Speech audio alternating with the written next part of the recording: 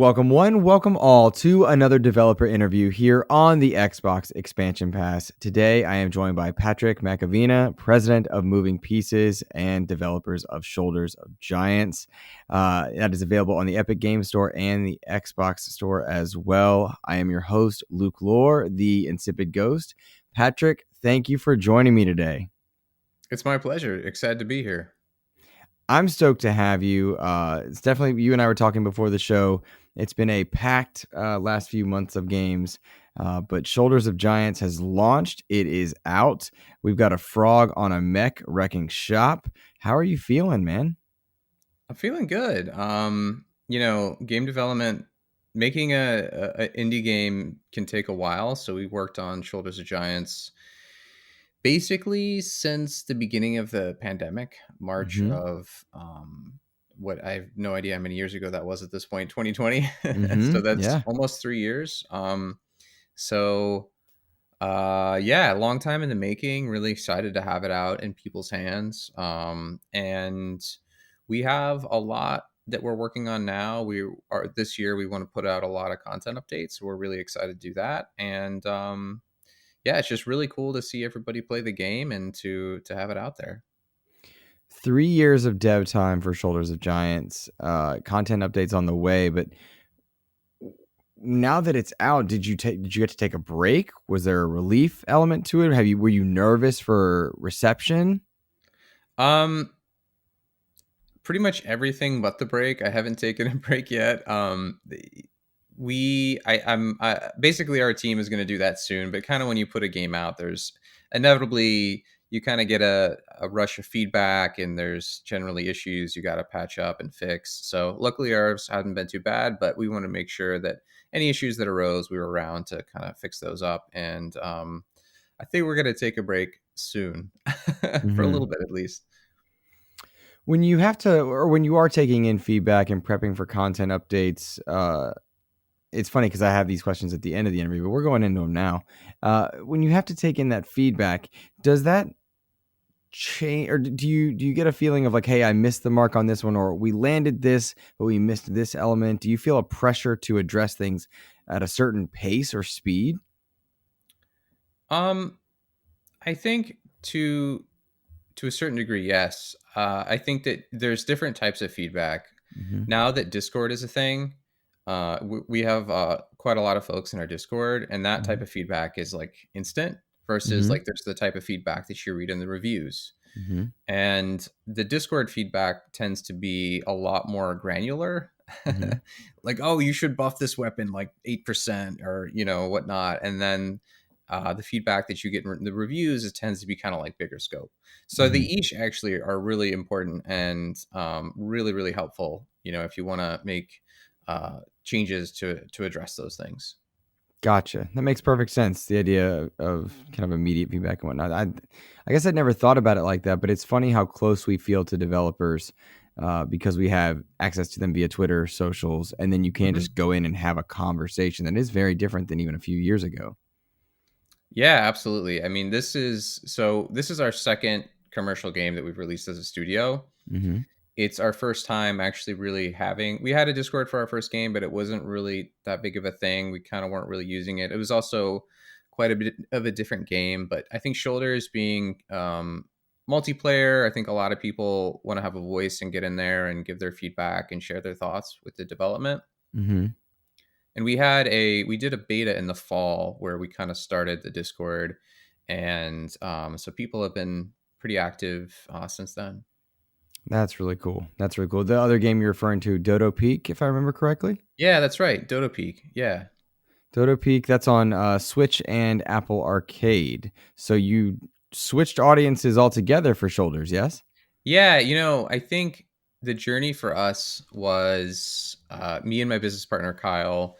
We both did kind of like complementary things to game development. Mm-hmm. Like I was a 3D artist. I worked in like visual effects, like and TV commercials and stuff for a long time. And then Kyle was a programmer at different like tech companies, and we started game development um, prior to Dodo Peak, maybe like a year before, kind of as a passion project. And Shoulders was always the type of game that we really wanted to make, but as Hmm. an aspiring game developer, you have to kind of like start smaller and get to where you want to go. So Hmm. this is the type of game that we really always wanted to make, which was like really exciting for us.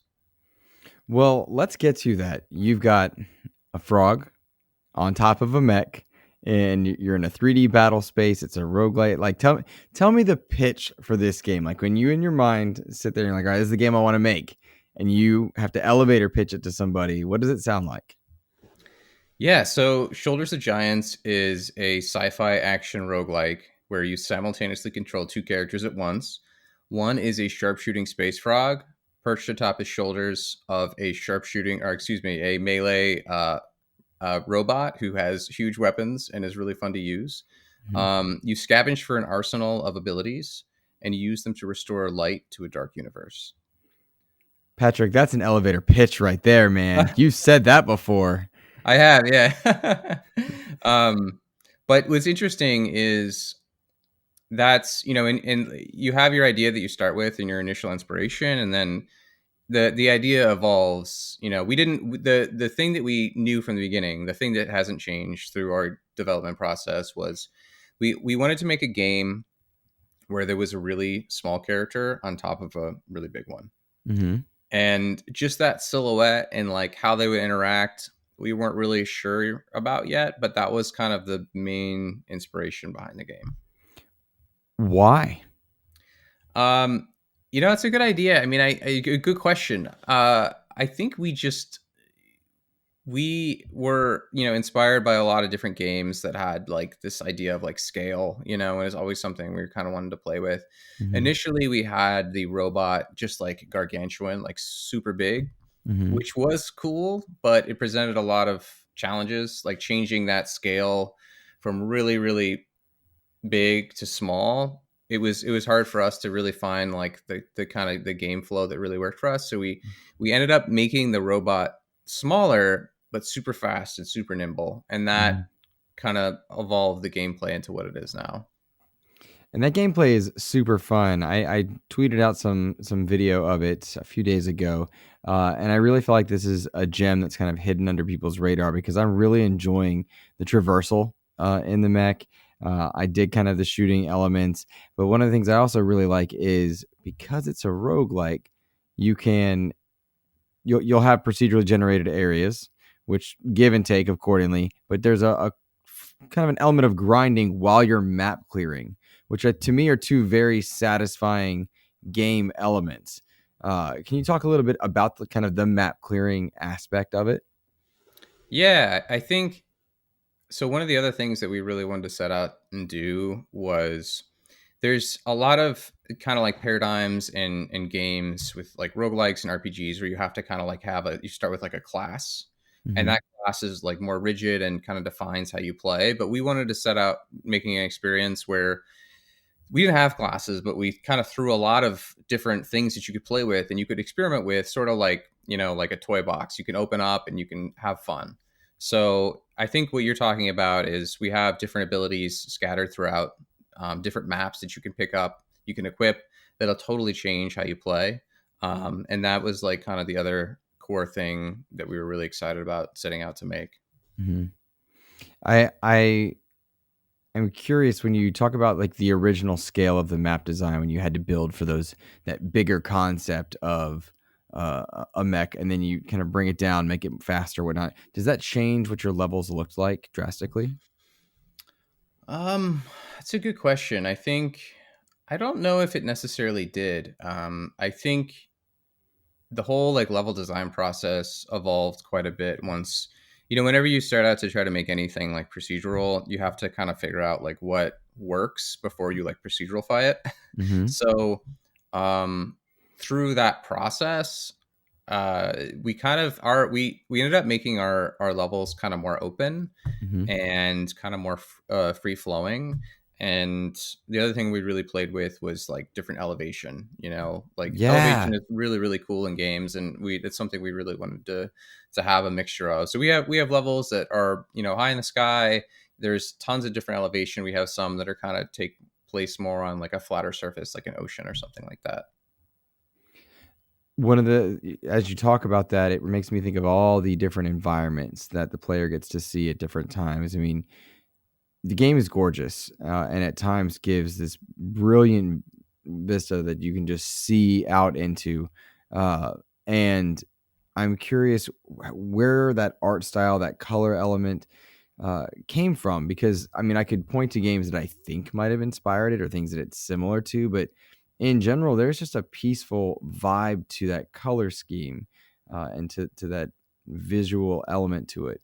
After you clear out the like the obelisks and such. So where did that come from? I think it came from a mixture of things. I mean, I've always been a huge like sci-fi fan. So Mhm, just looking at like sci-fi art from like the 60s and 70s where they have those like huge planets in the sky, mhm, which never would actually happen in real life. But it's like, I don't know, maybe there's some planet out there where there's a huge planet in the horizon or something. We'll mhm, never know. But so that's definitely something that we drew inspiration from. The other thing was we our first game had more of a like kind of cartoony like stylized vibe, and as a 3D artist for a long time, I was always tasked with making things look photorealistic, which I got really bored with. So I wanted to do something that was more stylized and felt more vibrant and alive. Definitely something more like Breath of the Wild, which has that beautiful cartoony look, but mhm. still feels like super lived in and vivid, and combining that with like the sci-fi elements, and also taking some things that are more like dystopian like sci-fi art that have more muted color palettes, and kind of juxtaposing all those together and seeing what we came up with. I feel like you nailed it, especially when you watch like the areas of I'm trying not to spoil too much, but like it's kind of obvious. Like when you go through and you clear out and warm up parts of the map, you see this really cool effect come over it as the color scheme changes. Is that difficult to do to have two art styles kind of layered on top of each other in in a procedurally generated level? Yeah, so what you're referring to is like we basically call that our like light dark mechanic, which is like Mhm, a big like theme in the game in terms of the story and also the gameplay. mhm, And it was definitely one of the more challenging things to figure out, because from a actual like technical and artistic perspective, but then we also really wanted to have a tangible effect on the gameplay too. So like balancing all those things was definitely a challenge. And in terms of the art side, figuring it out was we really want to have this like colorful palette. And when mhm, we first started setting up the world where we have the dark version and the light version, mhm, we're getting a lot of feedback that the dark version just kind of felt a little bit boring, because mhm, before it was basically just kind of like dark grays. There wasn't a lot of color. mhm. So myself and our art director Max just kind of experimented a lot with different color palettes and just different ways we could have things look, and then we ended up figuring out we could add a lot more color into those dark worlds and make them a lot more exciting and have them even juxtaposed with the light versions even more. So that was a really fun process, but it definitely took a little bit of tinkering to figure out. I can imagine. I can certainly imagine, and I really love kind of the light dark elements, especially when uh, you're in an area that's been warmed, lit up, and then you're trying to warm up another area. So you're kind of in the in between, right? You kind of have one Hmm. foot in, one foot out, and you're bouncing back and forth as you fight enemies. That's pretty cool. Um, One of the things that's really fun to me are the different abilities that you get, that you unlock, that you get to have access to. Anything, listeners, viewers, from a giant shoe that will drop on people to garbage trucks that will run over people. Talk to me about the abilities and weapons that you guys decided to go with. Yeah, so I think we were really inspired by games that just kind of have this like goofy, like arcade fun gameplay, like Ratchet and Clank, and all of the, like the silly things that you can do, like very like gadget focused. Hmm. Um, and Kyle was kind of the ringleader in terms of like figuring out all the abilities that we have in the game. But we wanted to have things where, I mean, our ultimate goal is that people will figure out things and ways to combine the different abilities that we never anticipated, that we never Hmm. thought of. Like for example, we have an ability with we have a jump pad ability that you can throw down, and then we have a bombing run ability. So basically, whenever the mech is in the air, you can drop bombs. So you use the jump pad to jump up, and then you're super high, so then you can drop the bombs, which is an intentional design decision we made. But we're starting to figure out that people have figured out different combinations that we never thought of, which is like was our goal, and we're really happy to hear that. See, I'm so dumb. I got the bomb ability and I was like, I'm doing this wrong. I don't know what I'm doing. I never thought to go up and drop down. Yeah, yeah. Duh. And I even it's funny when I'm playing new abilities that like Kyle has prototyped. I'm still like figuring them out. Like, oh, you could do this with that. He's like, yeah, duh. That's like how I that's how I designed it. But Hmm. that's I think for us that's like hopefully part of the fun of the game is playing with those and figuring out what they can do. And is that where that Discord element comes in, where people talk about the different things they've done to combine it? Yeah, absolutely, for sure. Um, we when we did our beta, we didn't have nearly as much content as we do now, but we got a lot of really good feedback, and overall, people were really like having a lot of fun with that element. But Mm. yeah, definitely the Discord is where we're getting a lot of that information in terms of like what people are using, how they're like all their builds and all that stuff. Now, Patrick, you've got a cast of characters that surrounds our hero, baboons, pandas, owls, and combined with the visual aesthetic, I get Star Fox vibes. I don't know if that's what you're going for, but it's like in the back of my mind as we go. And the writing is funny. It's fun. We're talking about the cast of characters, please, and then kind of where the writing came from, how'd that come about, how'd that Yeah, process work. sure. So I think, um, as I mentioned before, our first game it was Dodo Peak. The lead character was a dodo. We're just kind of like we just don't really put humans in things, so Hmm. we knew we had to do animals, and that's what we were really excited about. So once we just like established the main characters, we knew we wanted to have a central hub where the players could go and have characters that could give them missions, they could interact, change their equipment, give them new skills, quests, also tell them pieces of the story. Hmm. So, as I mentioned before, Kyle, my business partner, he actually did sketch comedy for a long time. So he was kind of deciding like he kind of knew he wanted to leave like the kind of like the programming tech field, and he either wanted to do video games or he wanted to be a stand up comic. So his like his he's all over like the writing, and then we actually had another one of his friends help out, and we kind of wanted to have something that's funny and engaging and witty, and tell the simple story of like light versus dark.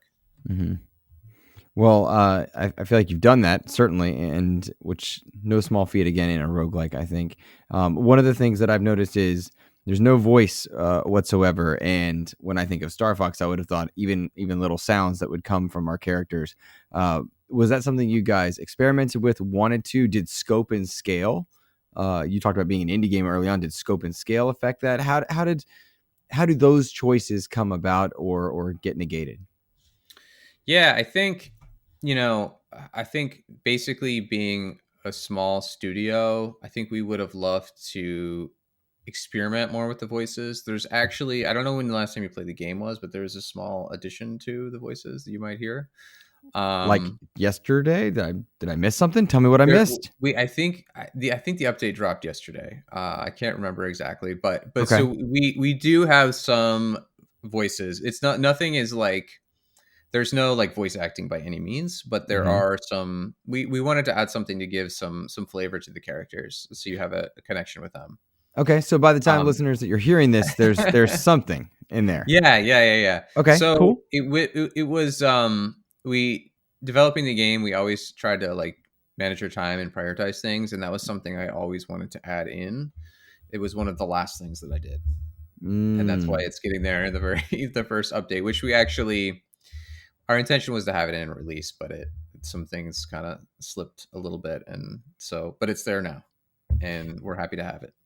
What kind? You don't need to go into specifics with this event, but I'm curious what kind of things happen that stop you from kind of getting a feature in that you plan for release and then can't. What kind of stuff happens in development that stops you a week out, 2 weeks out, a month out? Yeah, it's a lot of it's basically once you we did a lot more QA and especially like certain like platform specific things. Um, it's like making sure that all the menus don't work and that your connections to Xbox Live are 100%, and those are the types of things that you normally think you have in the bag, but it's like, oh, actually, there's something we have to fix there. So inevitably, you've got to fix up a couple like last minute things. It's normally not like content or gameplay or balance as much as it is just kind of those odds and ends getting in, to get it out the door. What separates the odds and ends from, say, like a content update? Like you said, that was something that you guys want to work on down the line. What separates an odd and end from a content update? Well, I think a content update, for us, we really wanted to see people's initial reaction to the game and see the types of things that they were really interested um, in getting in the game, and kind of we wanted to evolve the game and bring in a direction that people were most excited about. And we felt like we couldn't really do that until we got the game in people's hands. Gotcha. That makes perfect sense. Right there with you. Um, when it comes to, I want to go back to the writing for a moment and crafting that story. You said you were a longtime lover of sci-fi. Uh, what types of inspirations happened for the written part of the story? The written part of it, you know what I mean? Um, Honestly, it's a really good question. Personally, I didn't have a lot of involvement in the actual writing of the story, Mhm. so I can't speak to that super well. Um, but I can say that I think that, so it's Patrick and Kyle that wrote the story. Another Patrick, not myself. Mhm. I think they had a lot of fun doing it, and it was very much like a collaboration between the two of them. Um, and I can definitely, these are really good questions, and I actually need to know the answer myself. I should be asking these things to them. I'm going to find out. Fair enough. Fair enough. Uh, were there any weapons that didn't make it into the game for our characters that you kind of wanted to get in, or that you're hoping to get in? Is that a thing that might happen? I can say yes. I don't want to name them specifically because I don't want Sure. to spoil anything for anyone No that problem. might be listening. But there's certainly weapons that we experimented with that we're like, this conceptually was really cool, but it just didn't work. Mhm. And then there's other ones that we are really excited about, and we're going to get in the next content update. Uh, why a frog on a mech? So it's a good question. I think frogs are just grossly underutilized in games. I mean, when was the last time you had Battletoads? It was a really long time ago. Uh-huh. Battletoads was great. I think that frogs are excellent warriors, and they deserve the appropriate respect as their warrior status. So we wanted to make a game that really put them, back at the forefront in terms of being just generally awesome. So a frog stand is what's happening right now. Yes. Okay, cool. It reminds me of the peace frog sign from the 90s growing up. That's fun. Also, frogs. Well, our frog has three fingers, and it's pretty cool. There's, you don't have to animate five, so you just have to do the three. See, that's game design tips right there. That's right. It's exactly right. There's a pretty dope, chill, fun. I don't know what the right words are, but I really enjoy the soundtrack, like just listening as I'm going through. Uh, what was the angle of approach in choosing the soundtrack for this one? Yeah. So that was something that we another kind of like in terms of like prioritizing things. We didn't really think. I had a lot of thoughts about the soundtrack, but we didn't really find a composer actually until early last year, or maybe, yeah, spring of last year. So it was kind of like later on in development, but Hmm. we wanted some sounds that, I mean, we're so Flox did the soundtrack, and he's like, we loved his music, and uh we wanted sounds that kind of had this like modern kind of just like funky like sci-fi-ish kind of sound. It's kind of hard to describe, but Hmm. when he sent us like the initial track, it like checked all the buckets, and we were just really really excited about it. It feels like this is one of those games that I can just turn my brain off at times and just go. Is that your impression as well? Because I'm on the player side, you're on the developer side. Is that something you were hoping to hear, or is that like the worst thing I could have said? No, I think it's funny because there's a lot of there's like the kind of like the cozy genre of games, which I think is Mhm. really cool, and I've definitely Same. played a lot of them myself.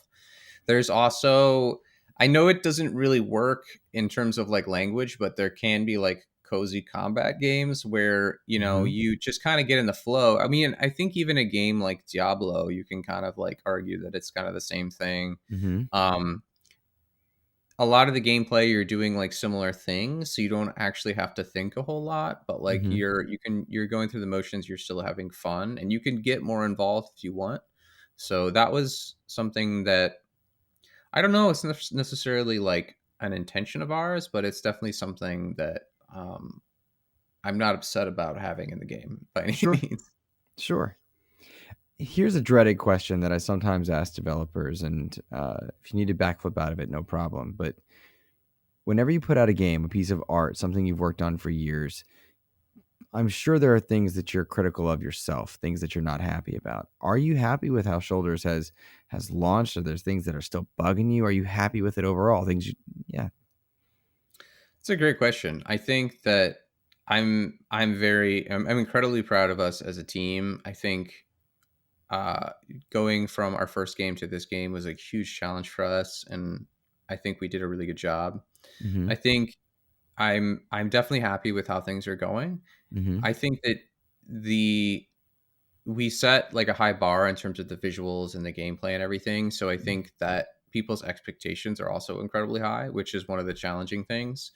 So I think moving forward, we're basically the biggest feedback that we've gotten is people want more game, which is not a Mm-hmm. bad thing. They want Mm-hmm. more things to do. They want more of the game. So Mm-hmm. that's where that's what we're gonna do with the content updates. Mm-hmm. Um, but but yeah, I think that's one of the great pieces of feedback you can hear. Um, so overall, I think that we're definitely happy where things are at. It's funny. You talked about the expectations being set, and a screenshot of this game does set an expectation. Earlier in the interview, you mentioned Breath of the Wild. We talked about just the way the game looks, scope, and scale, and uh, you're a $20 indie game punching high. You know what I mean? Like you're punching high, and those expectations can sometimes work against you.